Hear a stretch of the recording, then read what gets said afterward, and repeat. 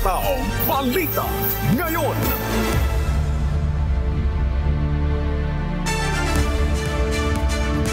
Ngayon po ay araw ng Huwebes. Magandang umaga, Luzon, Visayas at Mindanao.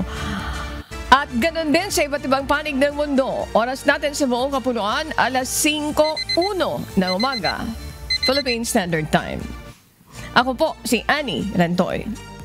Ngayon ay araw ng Huwebes, ika-10 sa buwan ng Hulyo, taong 2025. Tayo po ay sabayang napapakinggan sa Radyo La Verdad 1350, ang UNTV Radio. Simulan na natin ang balitaan. Narito ang malalaki at makabuluhang balita ngayong araw.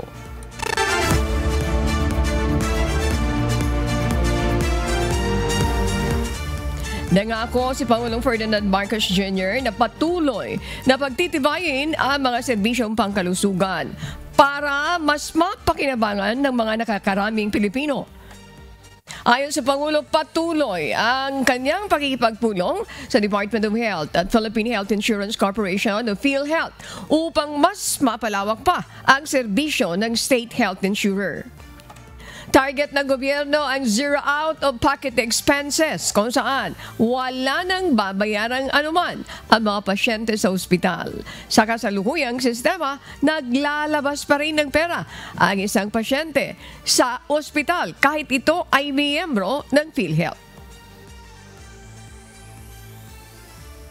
Binababaan natin ang payment, ang bayad kasi kahit papano yung pasyente pagka magpapatingin o magpapagaling, ay meron pa rin kontribusyon.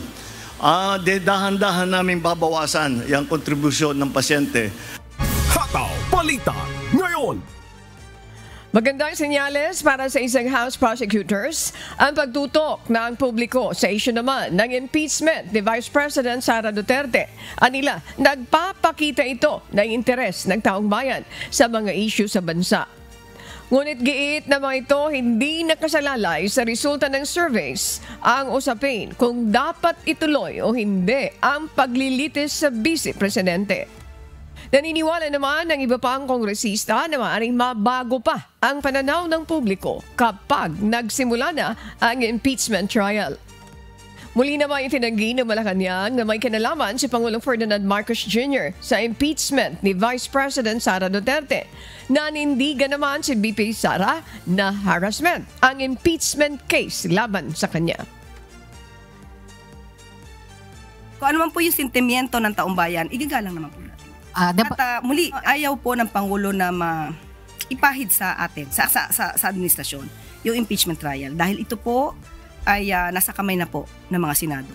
Well, siguro marami sa ating mga kababayan naiintindihan kung ano yung ginagawa laban sa akin at sa aming pamilya. It's a pure political persecution at harassment. Dapat bang ibasura? Tingnan ng mga senator judges yung mga arguments namin dahil marami kaming mga solid legal arguments kung bakit dapat i-dismiss itong impeachment complaint. Hataw Balita ngayon. Kukwestiyonin ni Senator Ronald Bato de la Rosa ang jurisdiksyon ng impeachment court sa 20th Congress sa sesyon sa plenaryo. Itatanong ng senador kung payag pa ba ang bagong hanay ng senador ngayong 20th Congress na magpasaklaw sa aksyon ng nakaraang kongreso. Sa July 28, inaasahan ang ceremonial opening ng mga sesyon sa kongreso kung saan ihahalal ang Senate President. Habang sa mga susunod na araw, inaasahan ang formal na pagtalakay sa plenaryo ng mga isyu sa Senado at impeachment trial. Yun lang ang tanongin ko para masettle natin yung issue on jurisdiction. Dahil sinitil kung halimbawa makakuha yung House of Representatives ng kanilang positive action, no? Na talagang majority sila ay pumayag na yung tatawid yung jurisdiction sa 20th Congress. So gusto ko rin tanongin rin ang Senado. Kasi pareho lang naman yan. Nagtatanong tayo ng jurisdiction ng bagong Congress dahil nga iba na ang composition.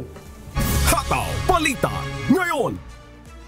Iginit ng bagong spokesperson ng Office of the Vice President na si dating Department of Trade and Industry Undersecretary Attorney Ruth Castello na hindi siya magiging attack dog ni Vice President Sara Duterte.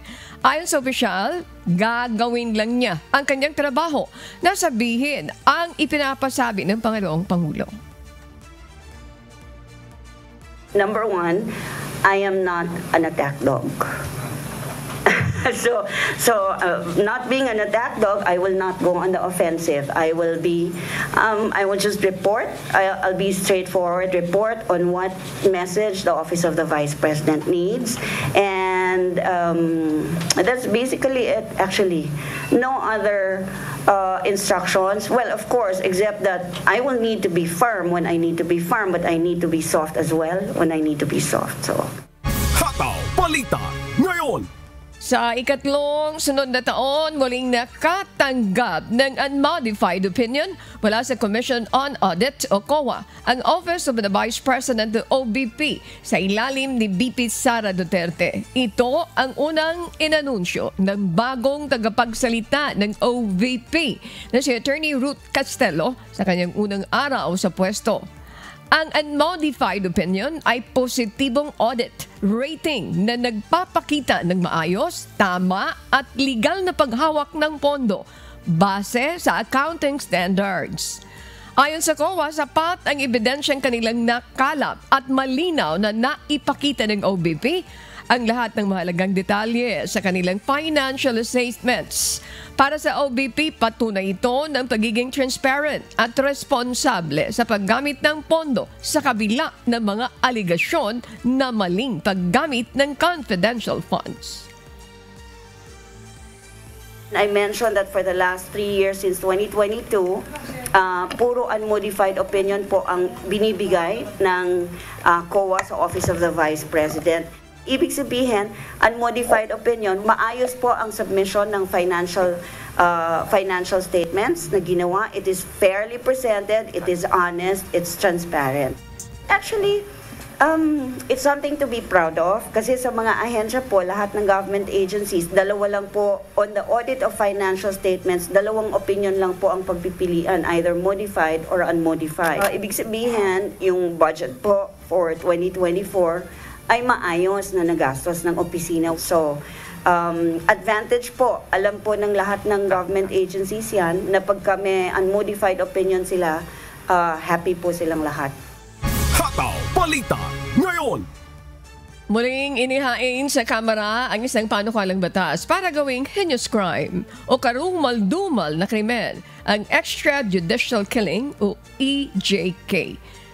Pinaunahan ni Manila 6th District Representative Benny Abante ang paghahain ng House Bill 1629, ang panukalang naglalayong ipaliwanag, ideklara at patawan ng parusa bilang isang heinous crime o karumal-dumal na krimen ang EJK. Sa ilalim ng panukala, pagkitil ng buhay na walang pahintulot ng legal na proseso ng hukuman ang EJK. Magpapataw din ito ng habang buhay na pagkakabilanggo sa mga opisyal ng gobyerno, ahente ng Estado o sino man ang kumikilos sa ngalan ng pamahalaan na sangkot o nag-uutos ng ganitong uri ng pagpatay. Kung may isa sa batas, papatawan ng parusang habang buhay na pagkabilanggo ang mapatutunayang nasa likod ng extrajudicial killing. Nagtatakda rin ito ng monetary reparation o pagbibigay ng pera para sa mga kaanak ng biktima ng EJK. Yung tinatawag na EJK board, di ba? Para meron tayong reparation sa mga biktima ng mga extrajudicial killings.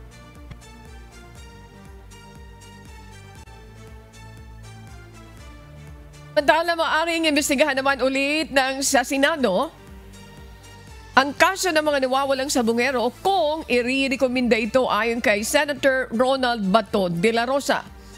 Ayon sa senador na isumite na nila noon ang committee report kaugnay ng isinagawa nilang investigasyon sa kaso. Sa ngayon, sapat na sa kanya ang rekomendasyon mula sa kanyang committee report partikular na ang pagpapatuloy ng investigasyon ng Philippine National Police. So yung aming committee report was adopted by the Senate. So unless siguro kung merong mag-file lang resolution from one of our colleagues, then I will be forced to reopen the investigation. Hataw Balita ngayon. Pinupuntahan na ng Philippine National Police o PNP ang mga lugar sa Southern Luzon at Metro Manila na posibleng pinagtatapunan sa bangkay ng mga nawawalang sabongero. Ito ang kinumpirma ni PNP Chief Police General Nicolas Torre III kaugnay ng investigasyon sa kaso. Nauna na isiniwalat ng whistleblower sa kaso na tinatapon ang mga bangkay sa Taal. Pero ayon sa PNP, may iba pa silang mga lugar na pinupuntahan. Meron na kami mga ilan na binibisita. May mga areas kami not only around Laguna or Batangas but in other parts of the metro and other parts in the underlying areas. Saka na namin i-detail. Hataw Balita ngayon. Nagbabala naman ang Department of Migrant Workers na maaaring mapatawan ng habang buhay na pagkakabilanggo ang mga illegal recruiter. Hindi biro ang pagdedeploy ng mga manggagawa sa abroad dahil walang kasiguraduhan kung ano ang dadatnan ng mga aplikante sakaling tuluyang makalabas ng bansa. Kahapon isang beauty salon and spa ang ipinasara ng ahensya sa Imus, Cavite dahil illegal ito nag-aalok ng trabaho sa ibang bansa. Ayon sa DMW, maaring mapatawan ng habang buhay na pagkakabilanggo ang illegal recruiter na nasa likod ng operasyon oras na mapatunayan sa korte ang alegasyon. Yung mga hairstylist po, yung mga ginagamit po sa yung mga oso po sa sa ibang bansa po kasi pa-Saudi po talaga lahat ng babae diyan. Yung nabutan po diyan nasa 30, pero yung iba po naka-flight na po sila. Habang buhay na kulong to dahil sigurado tayo if ever lampas sa 3 yung magiging magiging biktima nito at saka kung lampas sa 3 naman yung nagsasagawa ng illegal recruitment operation panghabang buhay din yung kulong nito at meron pa tong penalty, meron pa tong fine. So habang buhay nahihimas ng rehas. Hataw Balita ngayon. Aabot naman sa halos 4,000 mga foreign nationals ang naipadeport bunsod ng pinaigting na crackdown sa mga illegal na Philippine offshore gaming operators sa Pogo ayon sa Presidential Anti-Organized Commission o PAOK. Ayon kay PAOK Executive Director Undersecretary Gilbert Cruz. Sa pamamagitan ng mga coordinated raids katuwang ang National Bureau of Investigation, Philippine National Police at Department of Justice, marami ng mga malaking pogo ang naipasara, kabilang na ang mga link kay Alice Goo sa Pampanga at Cebu. Sa ngayon, mayroon pa niyang nasa 500 mga foreign nationals ang nasa kustodiyan ng PAOK.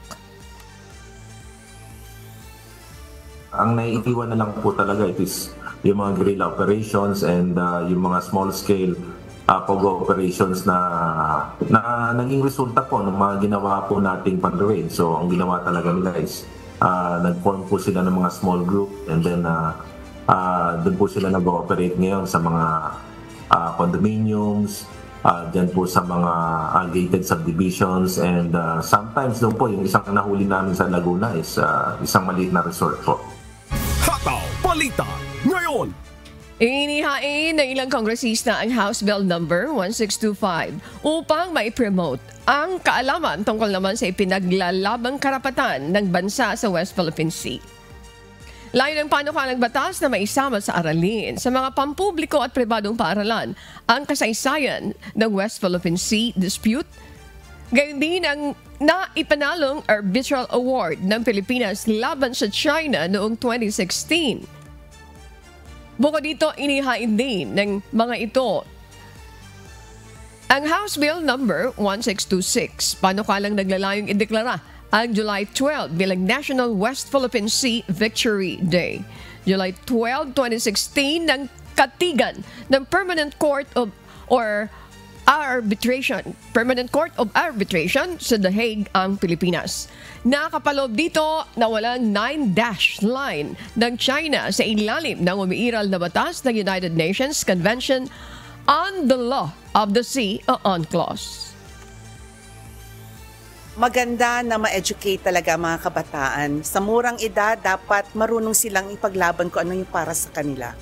Na totoo, ito ay hindi lang isang lakbang para mapaalala sa lahat ang ating pinaglalaban, kundi para po ipakita sa ating pong mga mangingisda at mga apektadong mga komunidad na hindi nakakalimutan ng Kongreso ang ating responsibilidad na maging boses ng tao. July 12 is not just a date.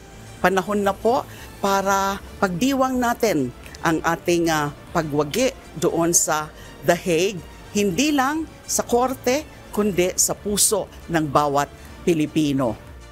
Hataw Balita ngayon! Nagpasya naman ng Commission on Elections sa COMELEC and Bank na magbukas ng voter registration ng pagpaparehistro sa darating na August 1 hanggang 10 ngayong taon sa buong bansa. Ito ay paghahanda sakaling matuloy ang pagdaraos ng barangay at sangguniang kabataan elections sa BSKE sa December 1. Paliwanag ni Chairman George Erwin Garcia, kapag matutuloy ang BSKE at hindi sila nakapagparehistro ay hindi makaboboto ang mga edad 15 taon hanggang 17 taon sa SK. Ito pong pagpaparehistro, inuulit natin, August 1 to 10 ay gagawin natin para po magkaroon tayo ng mga botante, lalo na sa SK na 15 to 17 years old na boboto para sa barangay and SK elections ng December 1. Hataw Balita ngayon! Naghain na ng kaso kahapon ang pamilya ng person with disability o PWD na binugbog sa loob ng bus noong nakaraang buwan. Sinamahan ni Transportation Secretary Vince Dizon ang pamilya ng biktima sa Makati City Prosecutor's Office. Reklamong child abuse ang isinampa ng DOTR sa pamilya ng PWD na si alias Makmak laban sa bus driver, konduktor at off-duty na security guard na pasahero na sinasabing gumamit ng taser sa biktima. Bukod sa kanila, may 3 pang John Doe o mga suspect na hindi tinukoy na sinampahan ng kaso. Nananawagan naman ng DOTR na pangunawa sa publiko para sa mga PWD na sumasakay ng mga pampublikong transportasyon. Section 3 kasi ang definition ng child ay anyone below 18 and or even after 18 years old pero meron siyang intellectual disability and he cannot protect himself, he would still be considered as a child. Hindi lang to simpleng pambubugbog sa bus, no.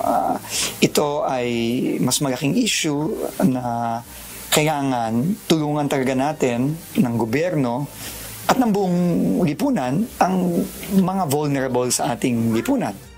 Hataw Balita ngayon!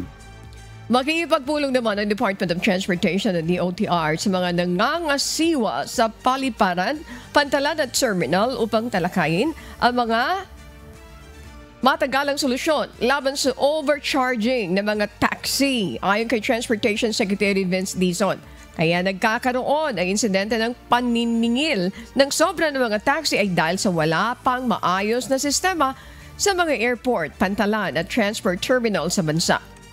Nagbabala naman ang kalihim sa mga taxi driver at operator na hindi pa rin tumitigil sa maling gawain.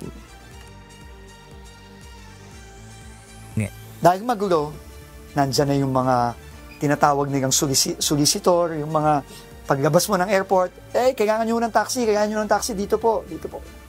Kung may maayos na sistema, hindi na kailangan ng gano'n. Walang ganyang klaseng pwedeng mangyari.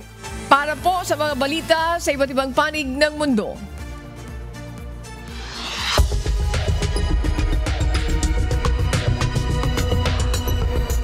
Pinayagan muna ituloy ng United States Supreme Court ang planong malawakang pagtanggal ng federal employees sa pamamagitan ng executive order ni US President Donald Trump. Ito'y habang hinihintay ang desisyon ng mas mababang hukuman ukol sa legalidad ng kautusan ng Trump administration. Ito ang umahataw na balita ni Miguel Ray De Leon.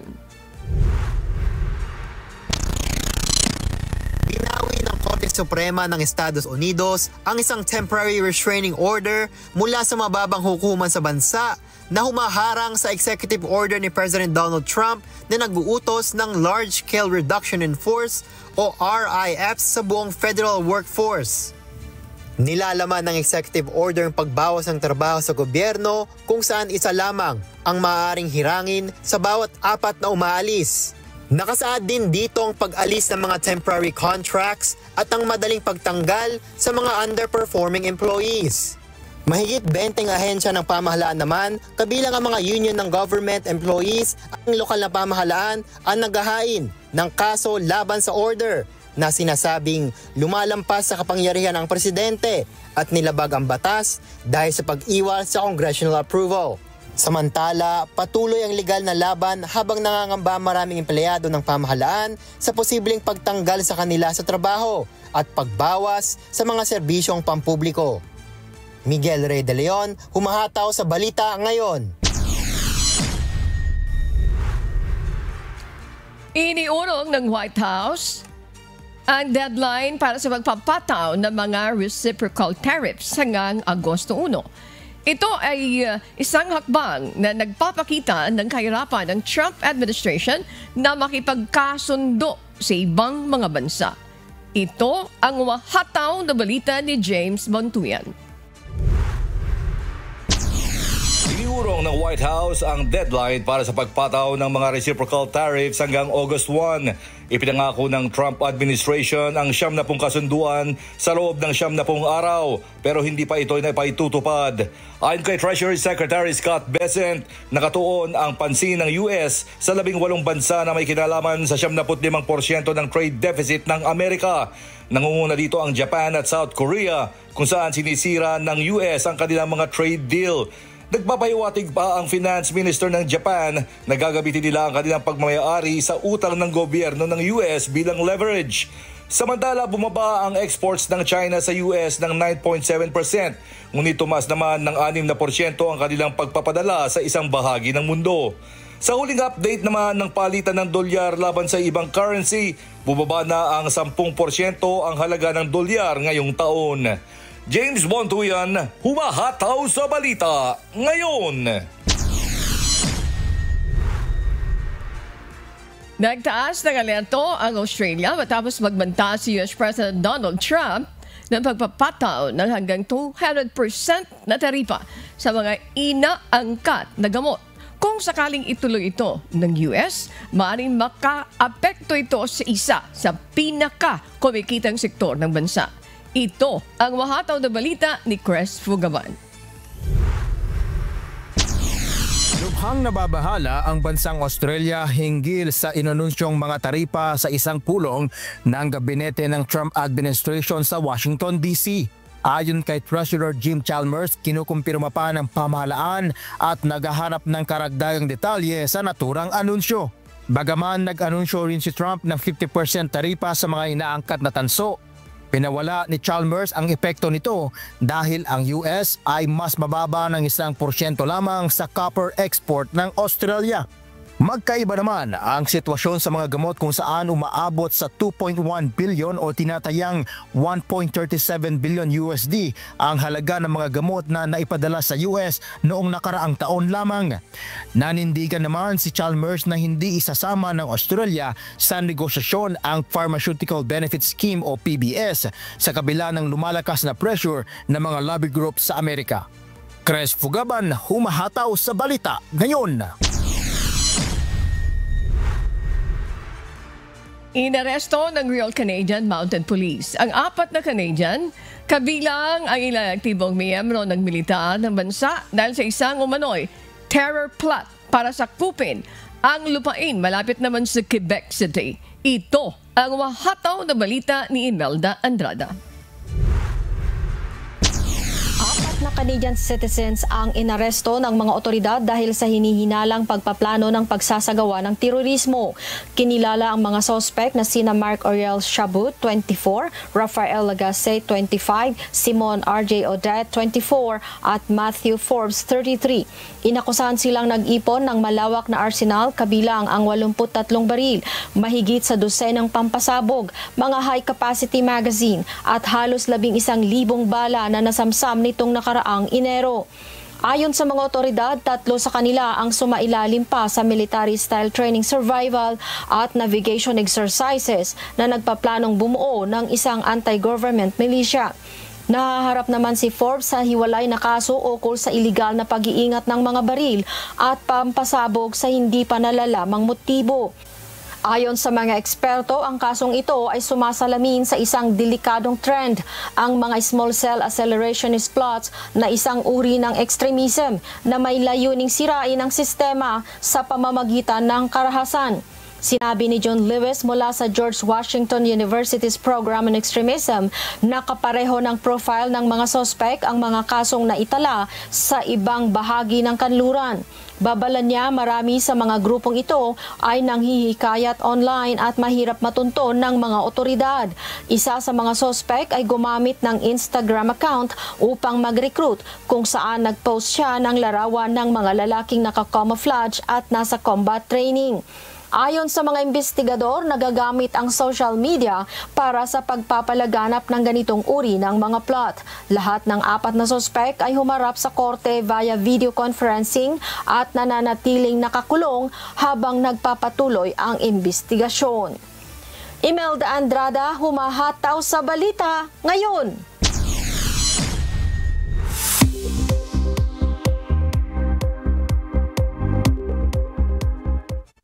Alamin muna natin ang magiging lagay ng panahon sa iba't ibang bahagi ng bansa ngayong araw ng Huwebes.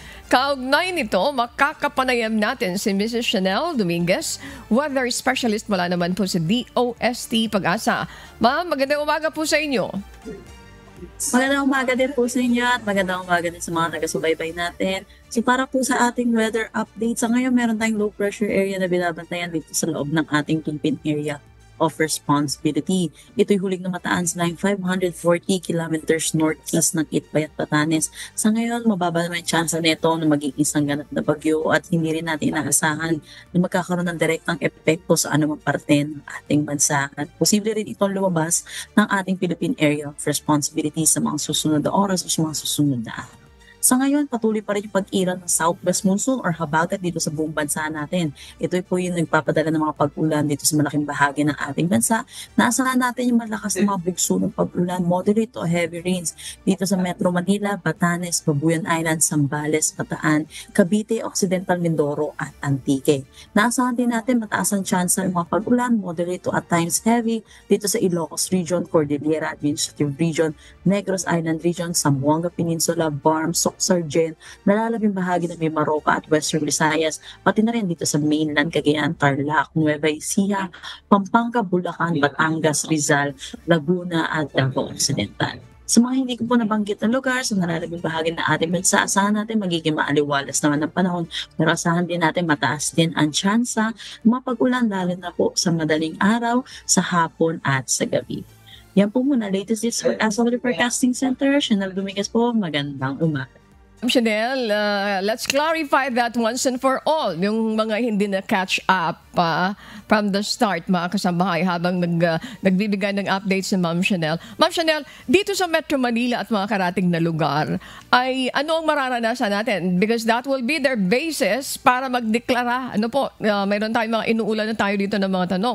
May pasok ba ngayon? So yun ang magiging basis most likely kung sila yung magdedeklara ng pasok kung wala. But there are also places na may mga binaha. So, responsibility na yan ng mga LGUs. Again, ma'am, clarify nyo nga ano yung aasahan natin. It's 5:36 in the morning. May mga naghahanda na ng mga estudyante. Ano yung magiging lagay? Maulan pa rin po ba, ma'am, dito sa Metro Manila at mga karating na lugar? Thank you. Yes po, magiging maulan po talaga ngayong araw dito po sa Metro Manila at mga karating lugar po natin dito sa Metro Manila. Dulot pa rin dito ng Southwest Monsoon. Makakaranas tayo ngayon po, may mga pag-ulan na tayo ngayong madaling araw. Ganun po yung usual na ating panahon, yung pattern po na ating panahon, mag-ulan sa madaling araw. Then may mga pag-ulan din sa umaga, pero titigil po ito pagdating ng tanghali at tutuloy ulit pagdating ng hapon at sa gabi po natin. Okay, that's very clear. Again, yung pong mga may binabantayang pagsama ng panahon, clear ulit natin yan, ma'am. May binabantayan po ba tayo? Yes po. Meron tayong binabantayang low pressure area dito sa loob ng ating Philippine Area of Responsibility ngayong araw. Ito'y huling namataan sa layang 540 kilometers northeast ng Itbay at Batanes. Mababa naman po yung chance nito na maging isang ganap na bagyo at wala rin itong direktang epekto sa anumang parte ng ating bansa. Kung makikita po natin yung image po sa tabi ko, nandito po ito sa may borderline din ng ating Philippine Area of Responsibility at inaasahan din natin lalabas din ito ng ating PAR. Okay, that's clear. Ma'am Chanel, thank you very much dito sa weather update na ipinagkaloob nyo ngayong umaga dito po sa Hataw Balita. Maraming salamat din po. Magandang umaga.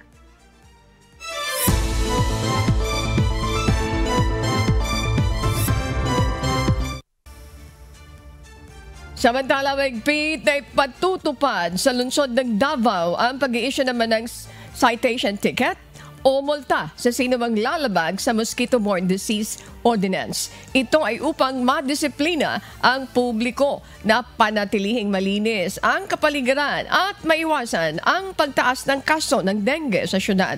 Si Marisol Montaño, humahataw. Simula ngayong buwan ay iisyuhan na ng citation ticket bilang multa ang sino mang lalabag sa ipinapatupad na Mosquito-Borne Disease Ordinance sa Davao City. Sa ilalim ng ordinansa, bawal magpondo ng tubig na kalimitang pinupugaran ng mga lamok gaya ng lumang gulong, plastic drums, plastic bottles at iba pang container na walang takip. Kabilang sa mga penalties ay 1,000 piso at 2 oras na community service sa first offense. 3,000 piso at 4 na oras na community service naman sa second offense, habang 5,000 piso at 4 na oras na community service sa third offense. Bagamat mababa ang kaso ng dengue ngayong taon mula Enero hanggang Hunyo kumpara noong nakaraang taon sa parehong buwan, hindi dapat maging kampante ang mga barangay at hinikayat ang mga ito na bumuo ng Mosquito-Borne Disease Task Force. Nasa 12 na ang naitalang namatay dahil sa dengue na kalimitang nasa 5 hanggang 9 years old. Kaya tuloy-tuloy pa rin ang kampanya ng Davao City Health Office sa pagpapaigting ng anti-dengue initiatives para mas maagapan ng kaso lalo na ngayong tag-ulan. Sa ngayon, nasa 58 pa lang na barangay ang mayroong task force mula sa 182 barangay sa Davao City. Marisol Montaño, humahataw sa balita ngayon. Nagsisilbing proteksyon ng mga ari-arian at kapaligiran ang bagong tayong seawall sa Pagudpot, Ilocos Norte ayon sa Department of Public Works and Highways o DPWH. Ito ang humahataw na balita ni Alan Manansala. 100 metrong seawall sa Barangay Pansyan, Pagudpod ang matagumpay na naitayo ng DPWH bilang proteksyon kontra baha at erosyon. Ayon kay District Engineer Glenn Miguel, ang 18 milyong pisong proyekto ay pinondohan sa ilalim ng 2025 General Appropriations Act. Kabilang sa ginawa ang pagbaon ng steel sheet piles at iba pang structural works. Bukod sa proteksyon, nagsisilbi rin ito bilang lugar para sa jogging at paglalakad ng mga residente. Iginiit ng DPWH na ang proyektong ito ay patunay sa pagsuporta ng pamahalaan sa sustainability at pag-unlad ng komunidad sa harap ng climate change. Alan Manansala, humahataw sa balita ngayon. Samantala, nagsagawa ang mga tauhan ng Department of Energy o DOE ng survey sa 2 lalawigan ng Pangasinan at Zambales. Layunin ng ahensya na suriin ang mga posibleng pinagmulan ng katutubong hydrogen. Si Danny Munar, humahataw.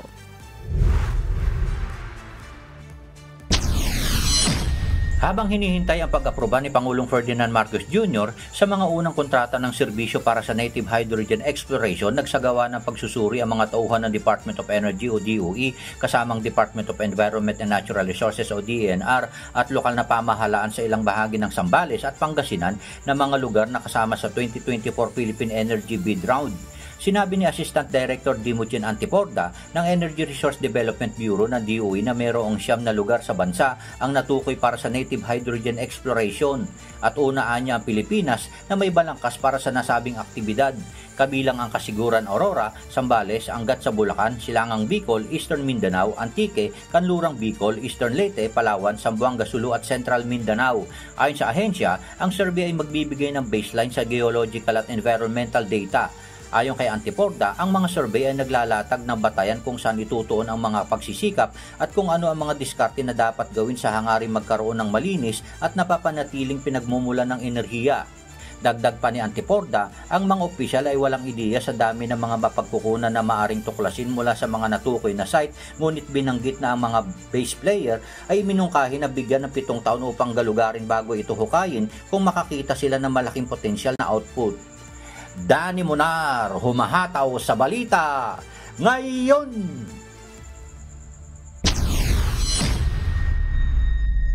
Pinaigtipan ng Iloilo Provincial Police Office ang police visibility sa mga paaralan kasunod ng kaso ng pananaksak sa school campuses kamakailan. Samantala, hinigpitan na rin ng Department of Education ang seguridad sa mga paaralan sa Western Visayas. Sila Lane Moreno, humahataw. May mga presensya na ng pulis ang mga paaralan sa Iloilo kasunod sa nangyaring pananaksak sa San Joaquin School of Fisheries kamakailan. Sugatan ng 15 years old na estudyante matapos saksakin ng kanyang 13 anyos na kabarkada. Ayon sa Iloilo Police Provincial Office, nag-deploy na sila ng tig-2 pulis sa harapan ng paaralan tuwing rush hour o dagsa ang mga estudyanteng pumapasok at lumalabas ng school campuses. Ang deployment natin, every morning na siya. So especially during the arrival ng mga estudyante sa eskwelahan, then the dismissal period. Ito ay para kaagad sila makaresponde kung may mangyayaring krimen sa mga paaralan. Makakatulong din ito para mapigilan ng mga estudyante na mambuli sa kapwa nila mag-aaral. Tumutulong din ang mga pulis sa pagpapaunawa sa mga estudyante patungkol sa anti-bullying, drug awareness at crime prevention. Hinigpitan na rin ng Department of Education ang security protocol sa mga paaralan. Kabilang dito ang bag inspection at pagbabawal sa pagpasok ng mga matatalim o mapanganib na bagay sa loob ng school premises. Activated na rin ang Learner Rights Protection Officers and Child Protection Committees sa mga paaralan. Sila ang tututok sa pagsasagawa ng awareness campaign, trauma counseling, psychosocial support at guidance session. Some of their interventions that the schools division offices will be providing sa aton sining mga schools is ang pag-coordinate sa aton sining mga PNP personnel, barangay peacekeeping officers for the school safety, and pagbutang man sa mga monitoring devices like sinang CCTV nga na and other sining nga pwede natin i-provide sa aton sining mga school facility. Maliban sa Iloilo, 3 estudyante rin ang sangkot sa stabbing incident sa Antique National High School noong nakaraang linggo. Sa data ng Department of Education Western Visayas, umabot na sa 343 ang kaso ng school bullying sa rehiyon, kasama na rito ang mga school violence o physical harm. Lelaine Moreno, humahataw sa balita ngayon. Nagsagawa naman ng mga programa para labanan ng malnutrition ang probinsya ng Bohol bilang pagdiriwang sa 51st Nutrition Month. Si Kier Saiman, humahataw. Bilang pakikiisa sa buwan ng nutrisyon, inilunsad sa probinsya ng Bohol ang ilang programang tutulong para mapababa ang bilang ng malnourished sa lalawigan. Kabilang narito ang backyard gardening, milk and milky bun feeding kung saan naglaan ng 10 milyong piso para sa 2,638 na bata sa loob ng 90 days mula sa iba't ibang bayan ng Bohol. Samantala, nasa 281 severely underweight na mga mag-aaral ang makakatanggap ng food packs mula July 23 hanggang July 25, habang nasa 948 na pamilya na may batang malnourished ang bibigyan ng binhi ng gulay at prutas mula July 16 to 18, at magsasagawa din ng libreng diet counseling para sa mga empleyado ng Kapitolyo, lalo na sa mga overweight na empleyado. Kirsayman, humahataw sa balita ngayon. Patuloy po namin kayong inaanyayahan sa isinasagawang mass indoctrination ng MCGI. Day 4 na po tayo, mamayang alas 7 ng gabi, Philippine Standard Time. Official social media accounts, kabilang na po ang MCGI channel, ang official YouTube channel ng Members Church of God International. Patuloy din po namin kayong inaanyayahan na makiisa sa Global Prayer for Humanity tuwing Lunes hanggang Biyernes, alas 9:30 ng gabi. Ito po ay nakastream ng live sa lahat ng MCGI social media account. Ang Global Prayer for Humanity ay bukas po sa lahat, anuman ang inyong relihiyon o lahi. Mga kasambahay, kung may mga storya po kayong naisbalikan sa Hataw Balita ngayon, pwede nyo po itong muling mapanood sa aming official social media account. Magtungo lamang sa UNTV News and Rescue YouTube channel at i-click ang subscribe button. Gayon din po sa aming Facebook at TikTok accounts. Mapapanood nyo rin po dito ang iba pang news programs ng UNTV, pati na po ang iba pang video ng nag-iisang public service channel. Kaya, tara na!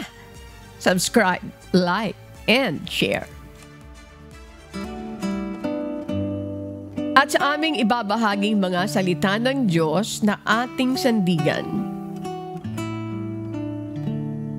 Mula po sa Mateo 5:42. Bigyan mo ang sa iyo'y humihingi at huwag mong talikdan ang sa iyo'y nangungutang. At yan po ang umahataw na balita ngayong umaga ng Huwebes, ika-10 sa buwan ng Pebrero, 2025. Sa ngalan ng lahat na bumubuo ng UNTV News and Rescue, UNTV, Radyo La Verdad 1350, at ng ating mga correspondent mula sa Pilipinas at sa iba't ibang panig ng mundo. Sa ngalan po ni amigo Sherwin Colubong, ako naman po si Annie Rentoy. At dito po sa UNTV at UNTV, Radyo La Verdad 1350, Diyos ang aming sandigan, serbisyo publiko ang aming pinapahalagahan. Jaja, good morning. Susunod na po ang Good Morning Kuya. Salamat po sa Diyos at magandang umaga.